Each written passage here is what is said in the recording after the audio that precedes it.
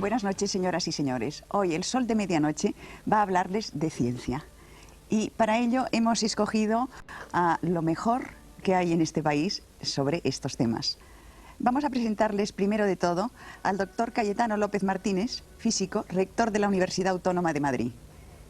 Nos acompañará también Manuel Toaria, periodista científico, director del programa Viva la Ciencia, que se emite los sábados por la mañana en Televisión Española en Primera Cadena. También está con nosotros Emilio Morán Miguélez, que es doctor en Ciencias Químicas y profesor titular de Química Inorgánica en la Universidad Complutense. Y Antonio López Campillo, a quien ustedes conocen muy bien porque también aparece en televisión físicamente, le conocen mejor quizá, sobre todo a Toaria y a Campillo, y es investigador científico en el Centro Nacional de Investigaciones Científicas en Francia. Es químico y físico. Pero antes de empezar les voy a contar algo de mi vida que ustedes no se esperaban. Les voy a contar que yo, cuando era pequeña, cada vez que tenía una clase de matemáticas, de física, de ciencias, me daban escalofríos negros. Ahora, a mi provecta edad, me he dado cuenta de que esto fue un fallo garrafal y que las cosas más interesantes están en ese sector, en las ciencias, en los números, y que con los números se puede escrutar el cielo y la tierra. Incluso dentro de poco nuestra propia psique podrá también estar bajo esta denominación científica auténticamente.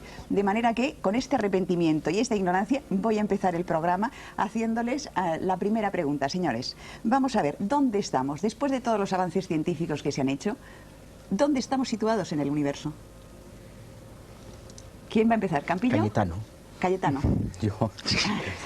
Señor rector. Bueno, es verdad que ha habido muchos avances, claro, a lo largo del tiempo, y la verdad es que casi todos han estado concentrados en el último siglo o en los dos últimos siglos. Hemos aprendido muchas cosas, y ahora puedo decir brevemente qué es lo que hemos aprendido de nuestra posición en el universo, pero nunca hay respuestas definitivas o totales, sino que la ciencia pues, es un camino prácticamente sin fin, siempre se puede aprender más. Lo que hemos aprendido es que el universo es algo que tiene dimensiones muy superiores, por lo menos el universo que es accesible a nuestras medidas y a nuestras observaciones, dimensiones muy superiores a lo que podía cualquiera imaginar, y que incluso los objetos más sencillos a escala cosmológica son inimaginablemente grandes a la escala humana.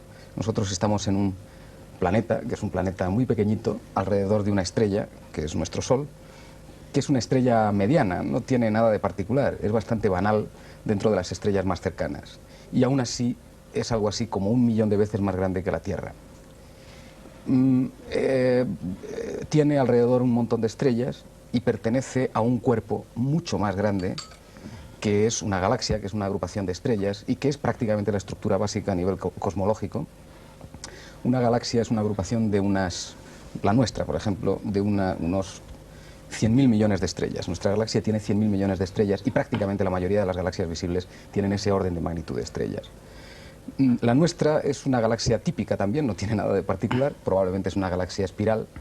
No se puede saber bien porque no la podemos ver desde fuera, así como podemos ver desde fuera otras galaxias. Y nosotros ni siquiera estamos en una posición especial dentro de esa galaxia. Estamos en uno de los sectores más marginales dentro de esa galaxia. La galaxia tiene un diámetro de aproximadamente 100.000 años luz, que es una cantidad enorme porque 100.000 años luz es la distancia que tarda un rayo de luz en recorrer durante 100.000 años, y un rayo de luz va a 300.000 kilómetros por segundo. Bueno, tiene un diámetro que son 100.000 años luz y nosotros estamos muy alejados del centro, en un lugar totalmente secundario dentro de la galaxia. Pero permítame, ¿dentro de lo que llamamos la Vía Láctea? Sí, nuestra galaxia se llama la Vía Láctea o la galaxia, como se suele llamar. Hemos aprendido también que hay cientos de miles de galaxias que nosotros conozcamos, aproximadamente como la nuestra, de manera que eso implica una cantidad de estrellas y por lo tanto de astros como nuestro Sol inimaginablemente grande. Y hemos aprendido una cosa extraordinaria, y es que esas galaxias y esas estrellas, que están agrupadas esencialmente en galaxias, no están inmóviles en el cielo. La visión que uno tiene del cielo nocturno siempre es una visión que produce la sensación de lo inmutable, de lo inmóvil. De hecho, siempre históricamente los antiguos asociaban el cielo con la inmutabilidad. Y lo que hemos descubierto es que esas galaxias se mueven a velocidades también enormes unas respecto de otras, y que el universo es un lugar, por lo tanto, dinámico, que está cambiando, por supuesto, en escalas de tiempo muy superiores a las escalas de tiempo humanas, claro, pero que está cambiando, y que nosotros podemos tener una cierta esperanza de averiguar cómo es este cambio. Por lo tanto, tener una idea de cómo es la historia del universo en periodos de tiempo muy grandes. No sé si eso puede servir como primera Puede introducción. servir como primera introducción. Yo quisiera ahora que me hablasen alguno de ustedes, o todos, interrumpiéndose como quieran, sobre el Big Bang. Porque antes les comentaba que en unas... yo simplemente soy lectora de periódicos. En algunos he leído que con el descubrimiento del gran atractor, la teoría del Big Bang se venía abajo. Parece ser que no, por otro lado. En fin, señores, ¿me hablan ustedes de esto? Bueno, aquí hay una persona que sabe hablar muy bien del Big Bang, que es el Cayetano, pero ya ha hablado, y sería interesante que dijesen algo. Las personas que están aquí saben mucho de esto. Lo que yo quisiera decir es que el Big Bang, el gran bang, el gran explosión, indica una cosa que es, continuando lo que decía el rector López Cayetano, que decía que el mundo nos parece inmóvil en el cielo, y es un mundo que está en movimiento, que tiene una historia y que se mueve, y gracias a que se mueve podemos saber su historia, porque es el movimiento lo que nos permite detectar las cosas. Pero hay algo más, es que parece también el cielo sereno, los poetas han hablado de ello, y allí se produce una serie de bang enormes, explosiones gigantescas, cantidades enormes de energía que se generan, masas enormes, gigantescas, no podemos imaginar, que se transforman de uno a otro, cataclismos gigantescos. Ese mundo que parece tan sencillo es un mundo en efervescencia, no solo en movimiento, sino también en una efervescencia enorme, cambiándose y transformando, y todas las reacciones que hemos estudiado, los químicos que hemos estudiado en la Tierra, se producen allí en escala gigantesca y otras muchas más. Y energías como la energía nuclear pues son superadas por reacciones de ese tipo, pero son del mismo tipo. Yo quería hacerle una pregunta, y es la siguiente. ¿Ha habido un gran Big Bang o hay Big Bang continuamente? Bueno, puedo contestar, ¿no? Es que yo no quiero abusar tampoco de... Sí, te interrumpiremos, Mientras lo hagas bien, no te interrumpimos. La idea, el modelo aceptado de historia del universo, que es el modelo del Big Bang, en realidad debería llamarse universo en expansión, porque lo que sí sabemos con certeza es que el universo actualmente se está expandiendo.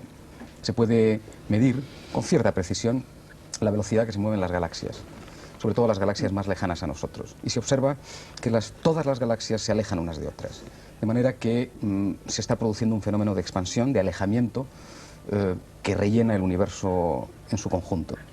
Si uno gracias, y como decía López Campillo, gracias a que el universo se mueve, tenemos una idea de cuál es su evolución actual, podemos intentar remontarnos hacia atrás en el tiempo y imaginar cómo pudo ser el universo en épocas anteriores, simplemente dando marcha atrás, digamos, al movimiento de las galaxias. Si uno hace ese ejercicio y imagina cómo sería un universo en donde las galaxias estuvieran más cerca unas de otras, llega a la conclusión de que hubo épocas en donde el universo era más denso y más caliente que lo que es actualmente, las galaxias estaban muy cerca unas de otras, y si uno todavía va más hacia atrás en el tiempo, puede llegar a la conclusión de que hubo un momento en donde todo el universo era una gigantesca bola de partículas elementales, de energía y materia en interacción, inimaginablemente caliente y denso, y en expansión. Después, en épocas sucesivas de la expansión y del enfriamiento, se fueron formando la materia ordinaria, las galaxias y demás. Si uno va más hacia atrás todavía, encuentra que hay una singularidad, lo que los físicos llaman una singularidad. Es decir, un punto en donde una cierta variable tiende a infinito, la densidad o la temperatura o algo así. Y eso es lo que se llama el momento de la gran explosión. Puede ocurrir que haya habido solo uno, que se sitúa en una época del orden de hace unos 15.000 millones de años. O puede que sea uno en una serie de sucesivos Big Bang con periodos de tiempo muy grandes. O sea, como una generación, eso está en discusión. como diferentes generaciones de Big Bang. Como Big Bangs sucesivos. Lo que no parece verosímil, aunque pudiera ocurrir, es que se estén dando simultáneamente varios Big Bangs, o que en este momento en donde el universo está en expansión, en otra zona del universo, se estuviera produciendo un fenómeno parecido al Big Bang. De manera que el Big Bang, tal y como se entiende en el modelo, lo que se llama el modelo ordinario, el modelo estándar del universo, es un fenómeno singular, que puede que se repita en el futuro muy lejano y puede que se haya repetido en otras épocas anteriores, pero desde luego no es un fenómeno que se esté dando, por así decir, simultáneamente en muchas regiones distintas del universo. Es un fenómeno singular, sin duda, la naturaleza del cual no está clara, por supuesto.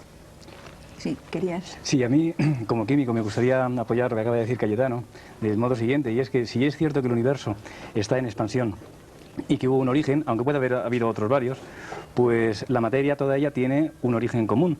Y lo que sí es cierto, de eso podemos estar completamente seguros, es de que del análisis de la luz que emiten las estrellas o las galaxias más lejanas, o de otro tipo de análisis que puedan estar a nuestro alcance, se averigua que la composición de la materia es homogénea. Es decir, bueno, homogénea, que el tipo de átomos que encontramos en la Tierra y el tipo de átomos que se puede deducir que existen en galaxias muy lejanas son los mismos, pues helio, hidrógeno, oxígeno u otros, y eso yo, bajo mi punto de vista, prueba un origen común. O sea que podemos deducir que hay una materia única con la cual se han formado todas las cosas, de alguna manera. Pues Una de alguna sustancia manera. única. Hay una materia primordial. Primordial. La materia primordial es esencialmente hidrógeno. Si lo entendemos como materia, como átomos, en realidad es más primordial todavía. O sea, la materia primordial son las partículas elementales, son quarks, electrones, neutrinos y fotones esencialmente, y otras cosas. Pero en fin, en un cierto nivel de evolución ya del universo, la materia primordial es hidrógeno, es decir, átomos formados por un protón y un electrón, y helio. Y quiero decir que cuando uno construye un modelo de estos, del Big Bang y la evolución del universo, en periodos de tiempo muy grandes, muy prolongados, los científicos siempre exigen de los modelos que predigan cosas, que tengan poder predictivo, que tengan consecuencias que puedan ser verificables. Y hay, a gran escala, dos consecuencias espectaculares del modelo del Big Bang, de la gran explosión. Uno es la proporción, primero, cuál es la materia primordial, y la proporción dentro de esa materia primordial entre los dos elementos que la forman, que son hidrógeno y helio. El modelo del Big Bang establece que si uno acepta las escalas de tiempo cercanas al Big Bang, cosa que es muy discutible, pero en fin, si uno acepta ese tipo de cosas, que es lo que está en los libros, en los 3 primeros minutos de la vida del universo se creó todo el hidrógeno que existe y todo el helio, y nada más, y en una proporción del orden de la cuarta parte de helio y las 3/4 partes de hidrógeno. Y después ya no hay creación de nueva materia hasta que nacen las estrellas, y en el corazón de las estrellas se sintetizan nuevos átomos, nuevos núcleos, pero siempre en cantidades infinitesimales respecto de lo que es la materia primordial, que es hidrógeno y helio. Primera predicción. Es una predicción espectacular, porque el helio es un elemento muy raro sobre la Tierra. De hecho, no se descubrió sobre la Tierra, se descubrió el siglo pasado analizando la radiación del Sol. Por eso se llama helio. Helio viene del Sol, porque era un elemento que no aparecía en la Tierra, pero sí en el Sol.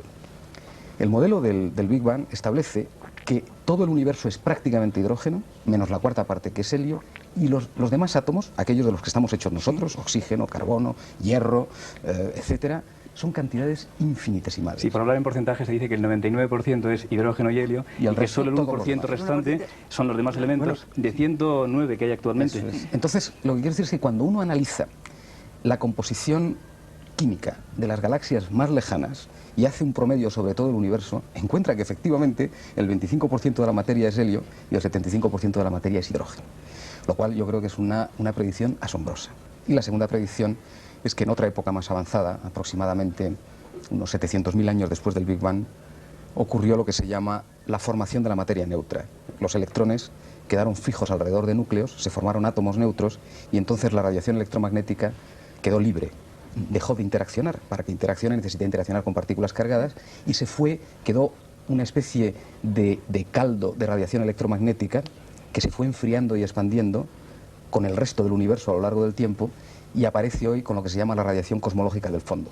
Esto no lo entiendo, a ver. Sí. O los rayos cósmicos. Los rayos cósmicos. Radiación electromagnética, en un momento determinado, en momentos muy cercanos al Big Bang, la luz, la radiación electromagnética, interacciona continuamente con la materia porque la materia está cargada. De manera que hay un proceso dinámico en donde la luz interacciona con la materia, después es emitida por la materia, es absorbida, etcétera, etcétera. Hasta que llega un momento en donde el universo es suficientemente frío como para que los electrones se queden pegados a los núcleos, formen átomos neutros que ya no tienen carga eléctrica, y por lo tanto la radiación electromagnética deja de interaccionar y queda libre, propagándose en el espacio sin interaccionar con la materia. Esa radiación que existía en aquella época y que desde aquella época hasta ahora queda flotando, por así decir, bañando todo el universo, se va enfriando con el universo. El enfriamiento de la radiación es un fenómeno conocido, le va ocurriendo ciertas cosas, y eso es otra predicción que en el año 64 tuvo la verificación experimental. Se encontró que si uno observa con radiotelescopios a cualquier punto del universo, recibe una radiación tenue de fondo homogénea a lo largo de todo el universo que corresponde a los restos de la radiación que en aquella época dejó de interaccionar con la materia cuando la materia se convirtió en materia neutra. Y esa es la segunda predicción, que es un poquitín más complicada de entender, pero es una predicción también espectacular y verificada del modelo de la gran explosión. Es interesantísimo. Son los 3 grados. Mira, hay una cosa aquí que es importante. Quizá porque nos hemos ido demasiado a las alturas, aunque está muy bien explicado, me parece a mí, por parte de Thanos. Es muy buen divulgador, no solo buen científico. Que no es siempre lo mismo, no siempre un buen científico es un buen divulgador. Pero aquí hay algo que me parece muy importante decir desde el principio, y es que estamos hablando de escalas de tiempo y escalas de espacio, de distancias, inconmensurables y sobre todo inimaginables. Es decir, nuestra mente humana y la mente humana de los que nos están viendo por televisión no pueden imaginar lo que son 100.000 millones de años luz, ni puedes imaginarte lo que es 15.000 millones de años, ni puedes imaginarte simplemente un año luz. Es que un año luz es la distancia que recorre la luz en un año a 300.000 kilómetros por cada segundo. Hay 86.400 segundos en un día y hay 365 días en un año. Multiplica todo eso y te salen casi 10 billones con B, casi, de kilómetros. Y esa distancia yo no sé lo que es. Yo sé lo que son 6.000 kilómetros de aquí a América, vas en avión, son 7 horas, más o menos por ahí andamos. Pero cuando me hablan de millones o de billones de kilómetros, nadie sabe realmente lo que es. Los científicos trabajan con 10 potencia no sé qué, a estar acostumbrados a la abstracción de los números. Lo decías antes, además, muy bien, cuando todavía no nos veía nadie, esto de que los números podían servir un poco para comprender muchas cosas. Y es verdad, los números sintetizan cosas que no podemos ser capaces de imaginar de otra manera más que con números. Por eso la física se ha convertido hoy día en una ciencia muy matemática, cosa que reprochan muchos, porque se acaba olvidando el fenómeno físico en mor de la abstracción. Pero al margen de esto, yo quiero señalar como primera cosa, al margen de todo lo que se ha dicho, que está muy bien, pero para volver un poco a la Tierra, que los que estamos aquí en la Tierra, las personas que nos ven y que no saben nada de física y tal, se van a dar cuenta de que esto es muy difícil porque hablamos de magnitudes enormes, enormes, tan enormes que no somos capaces de imaginarlas. Y la segunda cosa es que la distancia en sí, hablando de cosmos, hablando de Big Bang, hablando de cosas lejanas, de galaxias y demás, es una especie de tejido negro que envuelve todo de una manera que no somos capaces de imaginar, porque la distancia para nosotros es algo que podemos medir. Yo sé que tú estás a unos 3 metros de mí, yo sé que cuando voy a mi casa pues tengo todavía 4 kilómetros de coche que hacer. Son distancias que yo puedo percibir. Cuando yo hablo de una distancia de años luz o de lo que sea, ya son distancias que yo no puedo percibir, pero sin embargo suponen un tiempo. Porque como la máxima velocidad posible para una cosa material es la velocidad de la luz, esos 300.000 kilómetros por segundo, cada segundo que recorre la luz son 300.000 kilómetros y viceversa. Cada 300.000 kilómetros hay un segundo de tiempo. Si yo veo una cosa que está a 10.000 millones de años luz, estoy viendo una cosa cuya luz partió de allí hace 10.000 millones de años. Luego estoy viendo distancia, pero también estoy viendo el pasado. Fíjate qué cosa tan curiosa, que ver la distancia lejana es ver también el tiempo pasado. Eso en las distancias cortas de nuestra vida diaria no ocurre. Y por tanto es una cosa muy sorprendente. Incluso nos repugna un poco. Bueno, ¿cómo voy a ver yo el pasado? Usted no puede viajar al pasado, pero usted puede quizá verlo. La luz que yo veo ahora mismo de un cuásar, que es un objeto muy lejano, que está a 12.000 millones de años luz o 14.000 millones de años luz, es una luz que partió de allí hace 14.000 millones de años, muy poco después del Big Bang. Estoy viendo casi un poco después. Eso que decía Tano de 700.000 millones de años, 700.000 años después del Big Bang, casi estamos al borde de ver eso. De ver el pasado. Fíjate qué curioso. Son cosas tan sorprendentes que conviene meterse de vez en cuando en este baño de cosas raras, porque si no es que estamos hablando de una cosa que todos conocemos. Y sobre lo que tú dices, y hablando de cosas raras, puede ser todo tan raro como que realmente estemos viendo estrellas que hace ya mucho tiempo que no se apagaron, existen. que no existen, puesto que es la luz que va viajando hacia nosotros. Yo quería contestar a la pregunta, es que no hemos contestado todavía, de si... ¿Dónde estamos? De si la teoría del Big Bang es una teoría actualmente en dificultades o contestada por nuevos descubrimientos. Del gran atractor, ¿verdad? Entonces, ha habido dos fenómenos últimamente que han aparecido de un modo un poco sensacionalista en los periódicos como poniendo en dificultades la teoría del Big Bang. Uno es el descubrimiento de una galaxia en formación, es decir, una galaxia joven, que no se había visto. Una enorme masa de gas agrupándose para formar una galaxia. Y otra es el gran atractor. Ninguno de los dos fenómenos en realidad toca al fondo de lo que es el modelo del Big Bang. La galaxia en formación es perfectamente imaginable en una época tardía del universo. Lo que hubiera sido grave es que se hubiera encontrado un lugar en donde se esté formando materia ordinaria. La materia ordinaria, hidrógeno y helio, es así. La materia primordial se creó al principio. Perdona que tenga una pregunta. ¿Se podría saber si hay algún sitio donde se está formando hidrógeno y helio? Sí, se podría medir. Se podría intentar. Es difícil, ¿no? Hombre, esto querría decir que teníais dominado todo el cosmos. No, pero hay cosas que somos capaces de observar y otras no. Pero eso se debería de poder observar. Vosotros en vuestras investigaciones... Yo me dedico a las cosas chiquititas. Chiquititas. Que es lo único que hay que hacer lo grande, porque al final lo infinitamente grande es casi lo infinitamente pequeño. Es que, recogiendo las ideas que se han dicho, hay dos cosas de dónde estábamos, pues estamos en un rincón. En un rincón, Y sí, después nosotros- tenemos que ser humildísimos. Eso es frustrante, sí. Es decir, pero al mismo tiempo es exaltante, porque siendo unas porqueritas de nada, somos capaces de comprender eso tan grande, por lo menos en parte. Sí, sí, por lo menos en parte. sí, Es decir, sí, y eso sí. implica que hay otra etapa de la construcción de materias tras llega a una cierta constitución material que permite tomar conciencia de esas cosas. Sí, yo creo que es absolutamente apasionante el imaginarse que desde un rincón minúsculo del universo podemos tener una idea de cómo es en sus grandes dimensiones y además incluso cómo son otras cosas más interesantes, no, pero también apasionantes como, por ejemplo, cuál es el origen de la materia ordinaria sobre la Tierra, de lo que después hablaremos porque también es muy interesante. La segunda pregunta, el gran atractor. El gran atractor es una desviación pequeña, no muy grande, una desviación en la expansión de las galaxias de lo que sería un alejamiento, digamos, rectilíneo de unas galaxias respecto de otras. Si uno imagina una gran explosión, un gran alejamiento mutuo de todas las galaxias unas de otras, puede intentar comparar lo que ve experimentalmente, la dirección en que se mueven todas esas galaxias, con un modelo expansivo de las galaxias.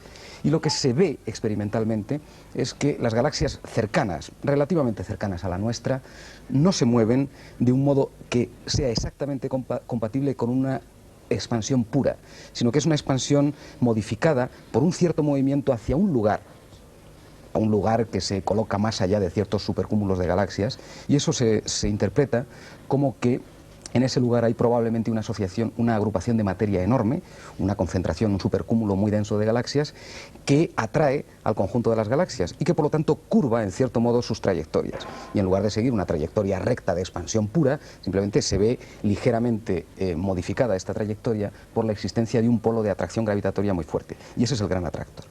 Perdona, Cayetano.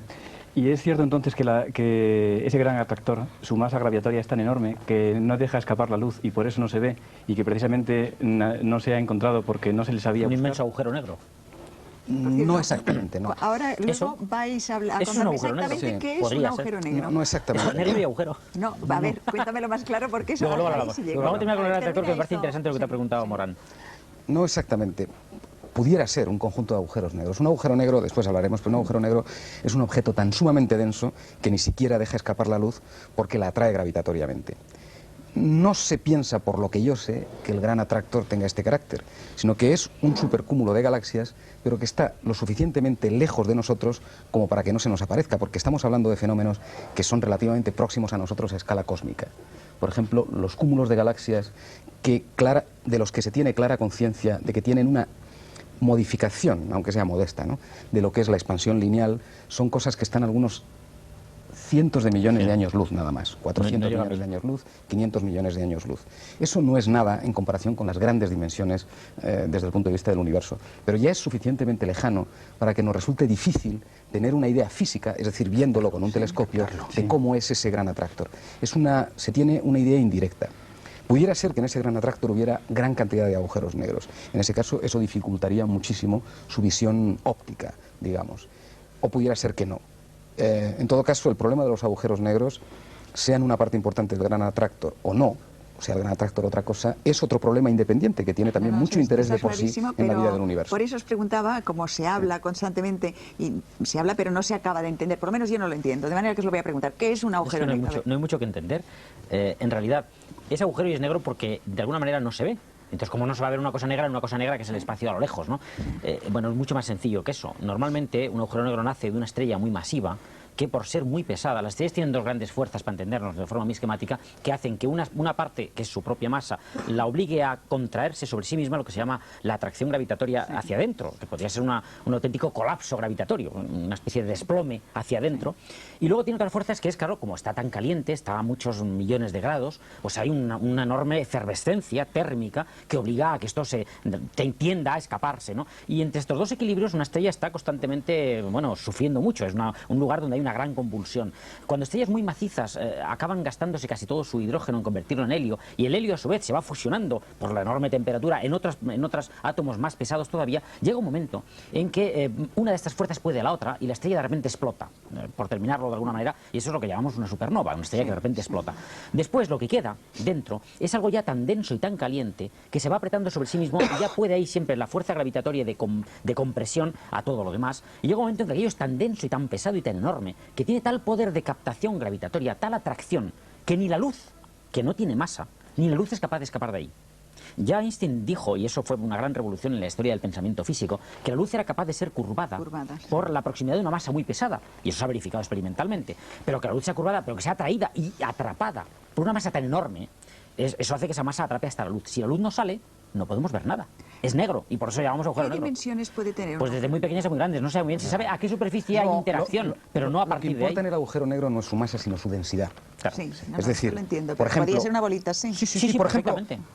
si toda la masa de la Tierra estuviera concentrada en una esfera, toda la masa de la Tierra, en una esfera de algunos milímetros, nada más, milímetros de diámetro, eso sería un agujero minúsculo, un agujero negro minúsculo. Lo que pasa es que la atracción gravitatoria propia de la Tierra es totalmente insuficiente para aplastarla. Claro, haría falta una estrella muy grande, ni siquiera el Sol será nunca un agujero negro. El Sol nunca Tienes será un estrellas agujero mucho más negro. grandes que el Sol. Ni una estrella probablemente entre 10 y 20 veces más pesada que el Sol dará lugar probablemente nunca a un agujero negro. Un agujero negro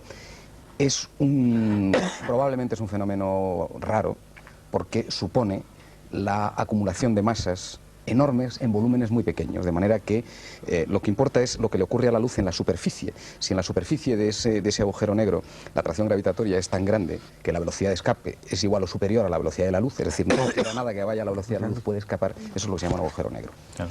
Una discusión interesante, y que yo creo que es la aportación más interesante de Hawkins a la física, yo lo creo así, es si los agujeros negros son efectivamente negros o no. Es decir, si no dejan escapar nada, ni siquiera la luz, o pueden radiar energía debido a fenómenos cuánticos, porque un agujero negro podría dejar escapar debido a, como digo, a fenómenos que solo son entendibles dentro del marco de la mecánica cuántica, energía, y en ese caso energía radiante, vamos, radiación o partículas elementales, en cuyo caso podría ser observable. No solamente podría ser observable, sino que podría desaparecer a la larga, podría ir perdiendo masa energía a través de su radiación y desaparecer. Sobre todo eso hay mucha especulación teórica, muy difícil, son todo esto cosas bastante difíciles de avanzar en ellas, ¿no? Y de clarificar. Y hay la dificultad enorme de que experimentalmente no se conoce con seguridad ningún objeto celeste que pueda ser un agujero negro, aunque hay varios candidatos. Hay sospechas. Hay sospechas. Pero además ha dicho Tan una cosa que yo creo que requiere explicaciones. Le vamos a seguir hablando, que lo hace muy bien, que es lo del tema cuántico, ¿eh? Si nos metemos con la mecánica cuántica y explicar un poco qué es un fenómeno cuántico, porque decir que este fenómeno, como es probablemente cuántico, tiene una explicación que podría ir incluso en contra de lo aparentemente lógico, eso demuestra que la mecánica cuántica por algún sitio se sale de lo que parece aparentemente lógico. Y eso implica explicar un poco de la mecánica cuántica. Sí. Y no sé si merece la pena por lo menos hablar un poco de la mecánica cuántica. Pero no hay, Pero que, no yo. no hay que olvidar... Que lo diga por favor, que lo sabe. No hay una, tampoco. Hay una cosa que no hay que olvidar, es que no solo son cosas extrañas, pero son cosas que nos rodean. Es decir, no hay televisión sin cuántica. Los fenómenos cuánticos pues están ahí en la televisión. El enlace químico. El enlace químico es cuántico, no existiríamos sin ello. Una serie de fenómenos que aparecen, los efectos túnel de La paso. estabilidad de la materia. La estabilidad de la Decía materia, Feynman. los láseres, bueno, todas esas cosas que son corrientes y frecuentes hoy, todos los objetos que nos rodean en lo cotidiano son objetos, podríamos decirse objetos cuánticos. De forma que, pero la cosa exige más tiempo, más cosas, y además hay ciertos grados de abstracción que requieren mucho tiempo para ser explicados. Mucha base previa. Y si no, se dicen semiverdades, que es como decir semimentiras. Es verdad. Yo creo que no Decir es- media verdad es decir media verdad. También decir media mentira, pero decir media verdad, ¿eh? Por lo menos algunos aspectos los hemos podido aclarar. Pero ahora yo quisiera bajaros del mundo celeste y entrar en el mundo terrestre y preguntaros cuántos años pensáis seguir investigando. Porque según el subdirector del Instituto Max Planck, Hans von Storch, dice que la Tierra aumentará de temperatura en 30 años. O sea que os quedan 30 años para investigar. Porque luego... No, pero no ha dicho cuánto Si aumentará aumenta la poquito temperatura. no pasa nada. Sí. Aumentar ya A está ver, aumentando. contadme un poco este tema porque... eso sería para mí ser una noticia dada mi edad excelente. Que seguiría 30 A mí el frío me gusta menos que el calor. Campiña no se sabe nunca. Bueno, o sea, eso hace alusión evidentemente al efecto invernadero, Sí. que es una A ver, cosa que contadme está un muy de poco moda esto, ahora sí. y del que se habla mucho porque hemos empezado a descubrir algunos mecanismos de los que gobiernan a la mecánica atmosférica y especialmente a la termodinámica atmosférica. Pero eso no quiere decir que ni sea un cataclismo ni nada que se le parezca. Probablemente si la temperatura media del planeta en 50 años subiera a 2 grados o 3 grados, la temperatura media, sería bastante grave en muchos aspectos porque cambiarían no ya los climas, a lo mejor no sube homogéneamente en todas partes, a lo mejor la distribución de lluvias cambia de tal manera que donde llueve más y donde llueve menos, o al revés, a lo mejor donde llueve poco se pone a llover más, cosa que podríamos decir que ha ocurrido este año en España, que en el norte ha llovido menos y en cambio llueve más en el sur. De todas maneras, quiero decir que este año ha llovido más de 1000 litros en el año 89 en San Sebastián. y aún así se quejan de una sequía espantosa. Pero más de 1000 litros en San Sebastián es un 35% menos de lo normal, pero sigue siendo muchísimo más que en Almería, que en Madrid, que en toda España. O sea que de alguna manera la sequía es todo muy relativo. Y la temperatura lo mismo, es decir, que si sube la temperatura media del planeta 3 grados, quizás se fundan parte de los hielos polares. Si son hielos flotantes no pasa nada, porque ocupan el mismo volumen de agua y por tanto el agua no subirá. Pero son hielos que están encima de la Tierra, como ocurre en la Antártida o como ocurren los hielos de los glaciares en las montañas. Entonces probablemente haya más agua en el ciclo hidrológico, pero no necesariamente en el agua del mar subiendo el mar. Bueno, a lo mejor hay más agua en el aire también, lo que te en forma de cuento nubes. es que vi un reportaje en Informe Semanal Sí. que me dejó espeluznada. Pero era muy discutible. ¿Lo viste? Sí, sí. Era O sea, muy discutible que por como muchas que subía razones. unos niveles, Mira, es muy vamos, que fácil hacer desaparecían ciencia todas ficción. las costas. Sevilla, en estos ¿Sí? temas es muy fácil hacer ciencia ficción. Los meteorólogos tienen muchas dificultades para predecir el tiempo con 24 o 48 horas. Tienen dificultades y lo consiguen con bastante precisión. Estamos ya en un 90 o 95% de precisión, que es mucho. Pero eso es a corto plazo. A 10 días, que se hacen predicciones matemáticas muy buenas en un centro meteorológico que hay en Reading, cerca de Londres, que tiene el mejor aparato informático dedicado a la predicción, más poderoso que ningún otro. Es curioso, la informática más poderosa en este mundo ahora mismo está al servicio de la meteorología, de los militares y de la física de partículas. Son las tres grandes ramas de la informática, realmente tiene que ser muy potente. Pues no consigue a 10 días vista más allá de un 75% de aciertos, es decir, 3 de cada 4 veces. Si tú te vas a un mes, estás en el 66%, 2 de cada 3 veces, muy cerca ya del 50% de la moneda al aire. De decir, mañana va a llover, sí o no, cara sí, cruz no, ese es el 50%. Entonces, claro, si te vas a 30 años, a 50 años, ojo, es muy fácil hacerle decir al ordenador lo que tú quieras que diga, le programas y ya está, pero en no es el fácil. programa ese no decían 30 o 50 años, decían 12. Ya, eso Yo Perdona. no soy un experto, desde luego, en estas cosas, pero justamente, pero soy científico. Yo creo que todos los científicos somos curiosos por este tipo de cosas. Y justamente he estado leyendo en los últimos días varios informes científicos por encargo de determinadas instancias políticas en Estados Unidos y en el Reino Unido. Y yo creo que claramente hay que distinguir aquí entre lo que está establecido y lo que, como puede ocurrir, más vale prevenir. Exacto.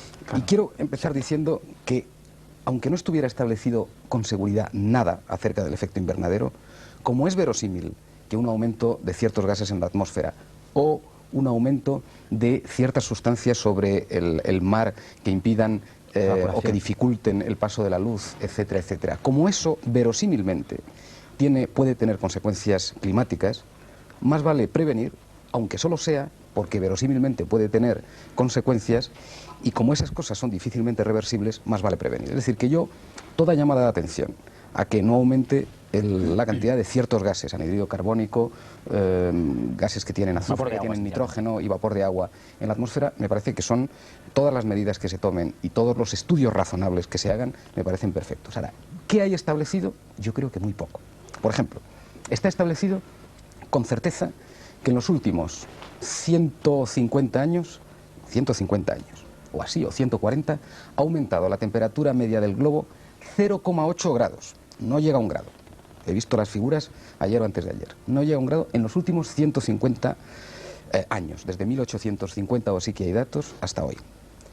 Y además, ese aumento de temperatura no ha tenido lugar de manera homogénea, de manera monótona, y por lo tanto es difícil establecer una relación entre ese aumento de temperatura y el aumento de los gases en la atmósfera, porque ha habido máximos y mínimos, es decir, ha habido momentos muy alejados en el tiempo, en donde ha aumentado la temperatura a lo largo de periodos de años muy fuertemente, luego ha disminuido, etcétera. Y luego se sabe que hay periodos climáticos de periodo corto, aproximadamente cada 2 siglos. Cada 2 siglos, desde hace unos 8 o 10 siglos, se sabe que cada 2 siglos hay subidas y bajadas periódicas de temperatura de ese orden, del orden de 1 grado arriba o abajo.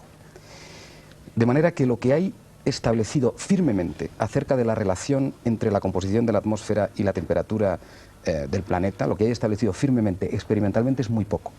Pero lo que puede ocurrir también es grave, y por lo tanto, aunque la base experimental que se tenga del pasado sea débil, conviene tomárselo muy en serio, pienso yo. Morán, tú sin querías- exagerar, ¿eh? querías Sí, yo quería también añadir aportar algo. algún dato de cosas que también se saben. Es cierto lo que dice Toaria de que no hay que ser demasiado alarmistas y que hay que confiar también en la capacidad de supervivencia del género humano y en la inteligencia, que yo creo que sí se ha demostrado. Yo eso no lo he dicho, Pero de todas bueno, pero en fin, maneras. hay que Porque es confiar, que hay que yo ser eso optimista. tengo mis dudas. Pero, como dato, la cantidad de anhídrido carbónico, CO2, que es el resultado de la combustión de muchísimas especies químicas, entre otras cosas la respiración, la quema de combustibles, etcétera. A partir partir de la primera revolución industrial, siglo pasado. Desde aquel momento hasta ahora, en que hay medidas fiables, ha aumentado la proporción de CO2 en la atmósfera unas 200 veces. De todos modos, no hay tanto CO2 en la atmósfera, ni había tanto antes, ni había tanto ahora. Pero hay otra cosa que se añade al aumento no controlado del CO2 en la atmósfera, y es el hecho de la deforestación. Y eso sí que es un hecho innegable, que bueno, la Amazonía está desapareciendo, las selvas tropicales en general también. Entonces, si juntamos esos dos hechos, que por una parte cada vez hay más combustiones, estamos quemando el petróleo para desplazarnos, lo cual, desde mi punto de vista, pues es una barbaridad. Es una barbaridad. El petróleo hay que quemarlo, hay que hacer otra cosa con él, hay que transformarlo. Bueno, fuentes de energía, por tanto. Cada vez hay más combustiones y cada vez hay menos plantas que sean capaces de asimilar ese CO2 mediante la fotosíntesis, liberando oxígeno, pues la composición, el cambio de composición de la atmósfera puede acelerarse. Por otra parte, hay otra cosa interesante también, y eso entronca con el aspecto anterior del programa. Hablábamos de los cuerpos celestes, del origen de la materia y bueno, del universo, etcétera. Y yo quisiera señalar un hecho, y es que el que la Tierra soporte, como lo hace la vida, pues se debe a una particularidad dentro del sistema solar, y es que en la atmósfera hay oxígeno. Pero el oxígeno de la atmósfera no estaba desde el principio. El oxígeno forma compuestos más estables, como son el agua, como son el propio CO2, etcétera. Y de algún modo tuvieron que producirse plantas o seres vivos, plantas capaces de, mediante procesos similares a la fotosíntesis, producir oxígeno y cambiar mediante ese hecho la composición de la atmósfera. Luego ya sí, una vez que el nivel de oxígeno es suficientemente grande, es algo que se autoalimenta. Bueno, pero es la vida animal lo que depende del oxígeno, sí, no la vida. Pero el equilibrio de todos esos sistemas, aunque efectivamente las variables sean muchas y no se pueda dominar, es un equilibrio muy sutil y realmente quizá a lo mejor desde la posición de la que decíamos de antes, no antropocéntrica, bueno, pues ese rincón humilde en el que estamos, yo creo que tenemos la responsabilidad de mantenerlo dentro de lo posible. Campillo, querías decir. Tenemos la obligación de no destruirlo. Y además, el problema, faltan datos. Por ejemplo, en los casos de evaluación de la temperatura, hay zonas enormes en que hay 500 o 600 boyas en todo el Pacífico de detectores de variaciones. Y con muy poca antigüedad histórica de datos. Además, con datos de la guerra mundial, aproximadamente de la Segunda Guerra Mundial. Luego, hay una falta, la red no es muy completa. Los especialistas de atmósfera tienen problemas muy graves, no solo por problemas de cálculo, sino problemas de recogida de datos. Y segundo, porque es muy difícil integrar todas las informaciones, dado que hay características locales muy diferentes de unos sitios y otros.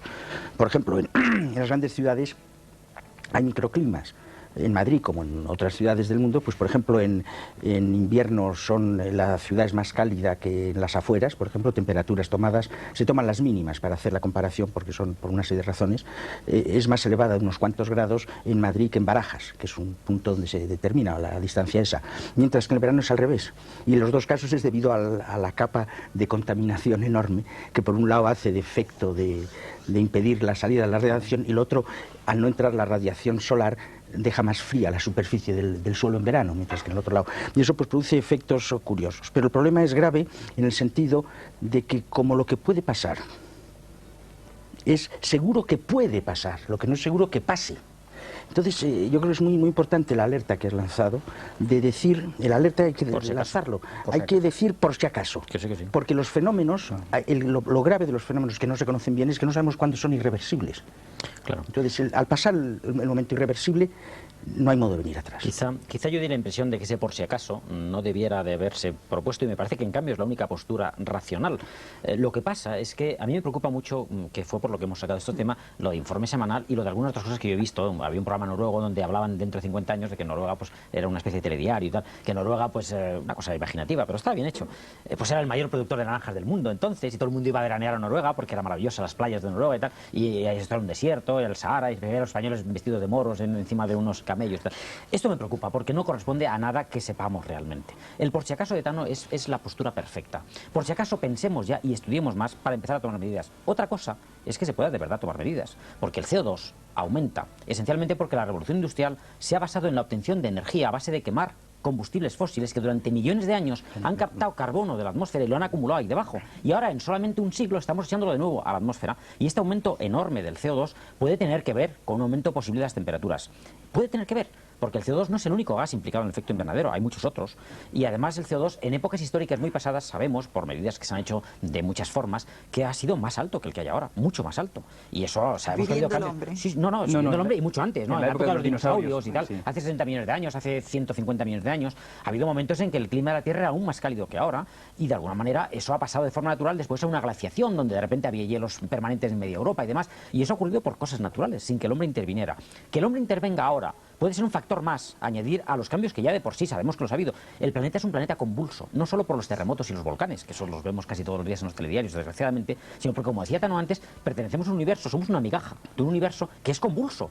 Y por tanto no es raro que aquí haya cambios de todo tipo. Que el hombre sea una forma más de convulsión, porque nosotros estemos aquí y nosotros somos capaces de pensar en ello, no quiere decir que no pertenezcamos de todas maneras a ese orden cósmico, Claro. que de alguna manera seamos la vida y los humanos como escala finogenética más alta de la vida, que no seamos tampoco un cáncer que le ha salido a un planetilla, que era la Tierra, que no lo tenía antes de cáncer de la vida, puesto que solamente tenemos 3.000 millones de años más o menos, los seres vivos incluso más elementales, y que a lo mejor este cáncer se acaba algún día, pero nos acabemos nosotros y es lo que nos preocupa, que se acabe nuestra Claro, cultura, pero todavía al planeta está Tierra le va a dar clarísimo, igual, nos preocupa. y al cosmos le va a dar igual. Absolutamente. Entonces, esto es muy importante, es decir, el planeta está amenazado, no mire usted, está amenazada la forma de vivir que el hombre tiene sobre el planeta y que nos parece defendible. Yo la defiendo, que coste, yo no soy una roca, pero al planeta le va a dar lo mismo. Que se acabe un día la vida vegetal y animal sobre el planeta Tierra dentro de 4.000 millones de años, que ocurrirá, porque el Sol crecerá y nos albergará probablemente bajo su seno y demás, pues acabará la vida. Evidentemente no puede haber vida con 6.000 grados o con 5.000 grados en la Tierra, pero evidentemente, bueno, de aquí a entonces defendamos lo que tenemos y conservémoslo, como decías antes, que eso es muy importante, para las generaciones futuras, porque nos parece bueno lo que hay. Y lo malo, quitémoslo, pero lo bueno, mantengámoslo. Eso es lo bueno. ¿Puede tener algo que ver con estas destrucciones lo de las capas de ozono? De esas, los agujeros, las perforaciones estas. Poco. El ozono, la capa de ozono, que tampoco es una capa, bueno, pues es un filtro natural que nos viene bien a los humanos y en general a muchos seres vivos porque protege de una buena parte de las radiaciones ultravioletas, solo de una parte, ¿eh? Otras se cuelan y por eso en verano es malo tomar el sol y las personas de piel muy rubia y muy blanca no deberían tomar el sol a pesar de que lo hacen y así tienen luego cáncer de piel de todas maneras. El ozono es una cosa que está ahí, no sabemos si la industria humana, por si acaso, quitemos los CFCs estos famosos y eventualmente muchas otras cosas que no vamos a poder quitar tan fácilmente, pero por si acaso, ahora no está tan claro. Las alertas del por si acaso son muy importantes en la ciencia porque permiten darnos cuenta de que a través de unos datos pocos, como decía Tano antes, podemos ser capaces de extrapolar otras posibles cosas más peligrosas y por tanto, sin ser alarmistas, decir por si acaso vamos a intentar hacer esto y aquello. En el caso del CFC, de los productos estos de los sprays, parece que no es muy difícil porque es un producto bastante inútil. A mí me parece que un spray de estos para echarse colonia o para echarse laca en el pelo, pues no es muy necesario. Podríamos poner lo que había antes, que era un pulverizador de dedo con su muellecito y su tal. Bueno, pues no pasa nada, ¿no? En el caso, por ejemplo, del CO2 está la cosa más cruda, ¿eh? Porque a ver cómo paramos hoy día la obtención de energía a base de quemar petróleo, carbón y sus derivados. Eso, decirlo hoy día es prácticamente imposible.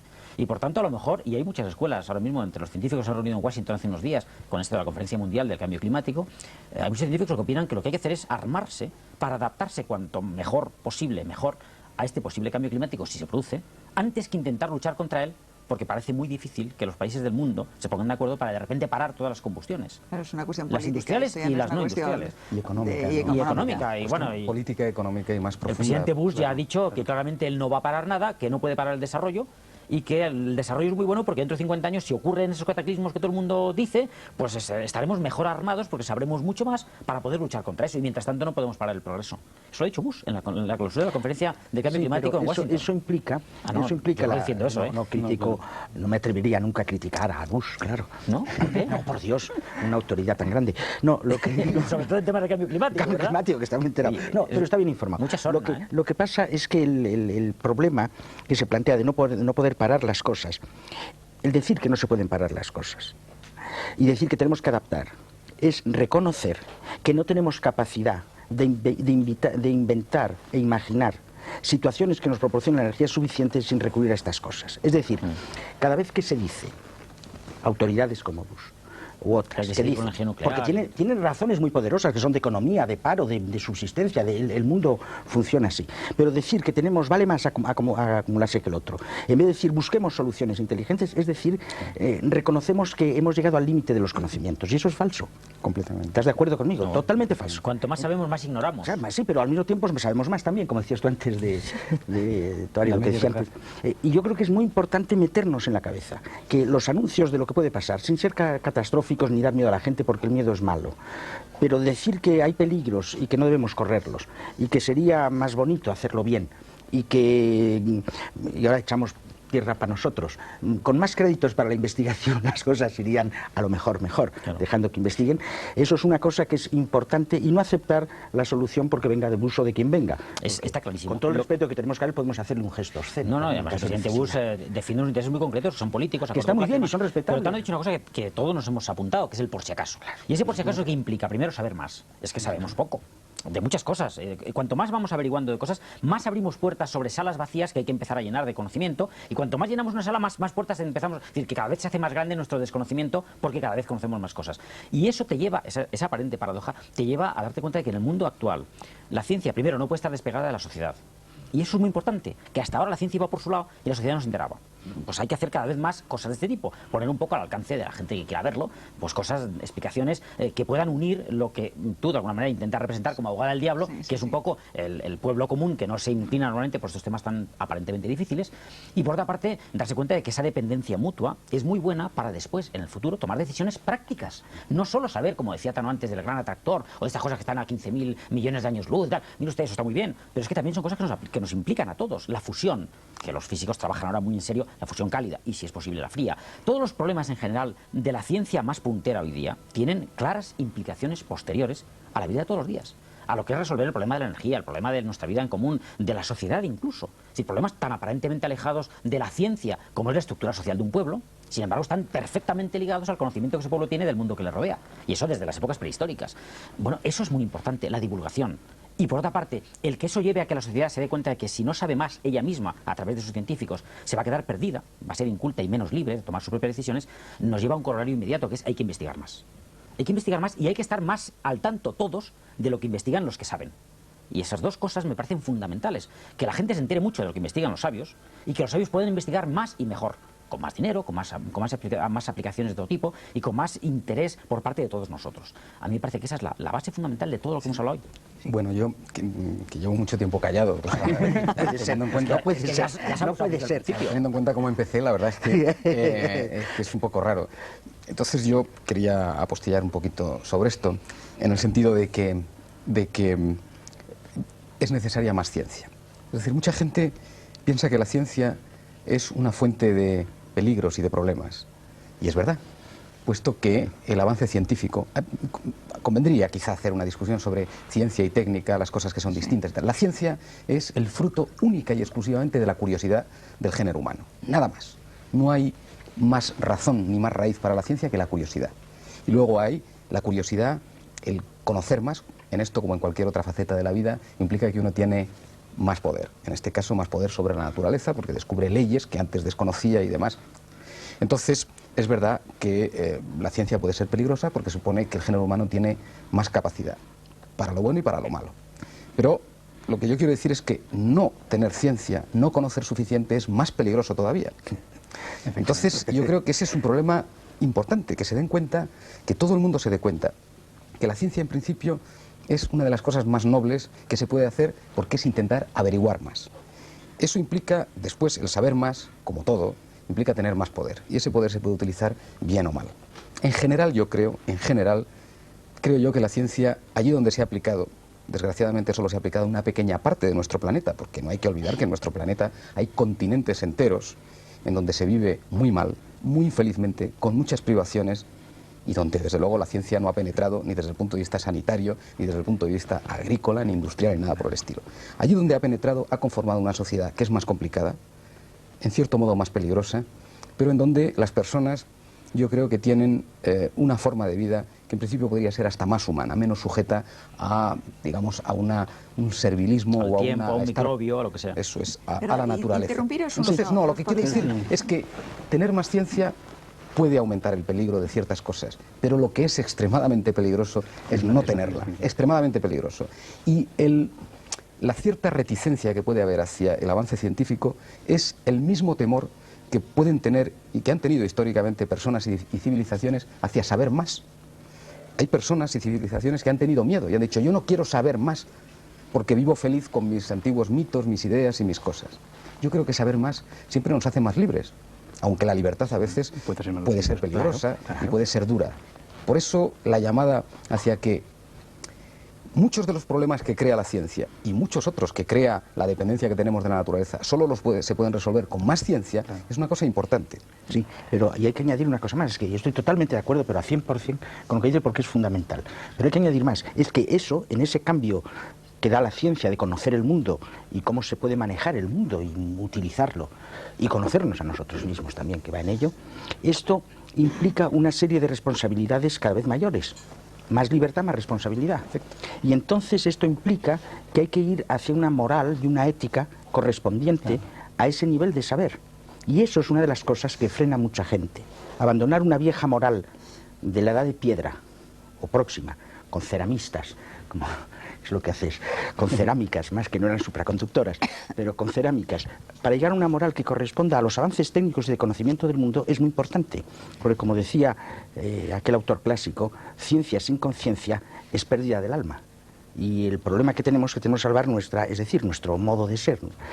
Por eso estoy de acuerdo con la cosa de la ciencia, el máximo, ir al máximo, porque si no conocemos catástrofe. Y al mismo tiempo implica una forma de moral más exigente cada vez. Sí, yo quería decir una cosa, y es lo siguiente, que estoy encantado de que saquéis a colación el tema de ciencia y sociedad, o ética científica, o algo así, porque tengo que confesar que, bueno, pues hace ahora unos 10 años o algo así, ha habido momentos en que yo, como químico, he tenido vergüenza de decir, en una tertulia, en una reunión, que era químico, porque realmente, pues ha habido una temporada en que la ciencia en general ha estado mal vista. Yo creo que el problema o la disyuntiva entre ética y ciencia, o el mal uso de la ciencia, pues arranca, no sé si históricamente será cierto o no, pero arranca prácticamente pues de la Segunda Guerra Mundial, la energía, el uso de la energía nuclear de modo destructivo. Pero luego también con la contaminación, la destrucción paulatina no sé si destrucción o cambios no controlados del planeta, etcétera, etcétera. Pero también yo creo que quizá gracias a los últimos avances, parece que ahora, no sé si es vuestra opinión, la mía es que en los últimos años se vuelve a tener un cierto reconocimiento social y que ya no está tan mal visto ser científico. Es que el mundo se ha vuelto muy complicado. Entonces la gente ahora dice, bueno, es tan complicado que solamente lo entienden unos cuantos, y de repente eso valoriza mucho a esos cuantos y además engendra a la gente deseo de acercarse a ese mundo. Pero hay en algo que decías tú, algo que me parece importante además remachar. Dice la Segunda Guerra Mundial, la bomba atómica. Desde luego ha sido un gran hito negativo, pero a lo mejor mucha gente lo defendió en su momento y todavía hay quien lo defiende, como que eso sirvió para terminar una guerra que estaba machacando a toda la juventud de muchos países muy notables. Pero al margen de eso, y yo no voy a defender la bomba atómica, me parece una barbarie enorme, al margen de eso, cuando el hombre ideó la primera azada para trabajar la tierra, también ideó la primera arma para el vecino, quitar el campo que era más fértil que el suyo. Es decir, que no es un problema del conocimiento científico el que luego se utilice mal o bien, como decía Dano antes. El problema básico es que el hombre no puede evitar hacerse preguntas e intentar contestarlas. Que luego alguien a eso le encuentre una aplicación buena o mala, depende de ese alguien, y ese alguien generalmente ni siquiera es el científico. Son los rectores de la sociedad. Quien decide tirar una bomba atómica es un presidente de un país, no un científico. El científico ayuda con mayor o menor voluntad y algunos no ayudan. Pero en todo caso, hay alguien que toma la decisión de utilizar el arado como un arma. Y generalmente no es quien ha inventado el arado. Bueno, en temas como hay ahora el de la ingeniería genética, creación, en los periódicos sensacionalistas acusan a ciertos biólogos de fabricar monstruos, ¿no? O algo así. Pero bueno, la otra cosa que quería comentar era sobre la necesidad de la ciencia, y no ciencia necesariamente aplicada, a pesar de que sean los avances tecnológicos. No, el conocimiento, ¿no? El conocimiento en sí. Y bueno, pues eso me trae también recuerdos de esa época, para mí mala, pues en la que, como químico digo, en la que, bueno, pues después de la crisis del petróleo parecía que en ciertos campos de la química solo se podía investigar en el campo de la energía. Sin más, de repente después el petróleo se puso más barato y las investigaciones en el campo de la energía se pararon, y de repente parece que se puede tratar de gastar todo el petróleo del mundo. Es decir, no me gustan personalmente como científico las coyunturas, y me parece que debería de ser algo mucho más libre y mucho más, bueno, pues siguiendo la intuición de cada cual. Sí, hay un problema, lo de la guerra, la bomba atómica fue...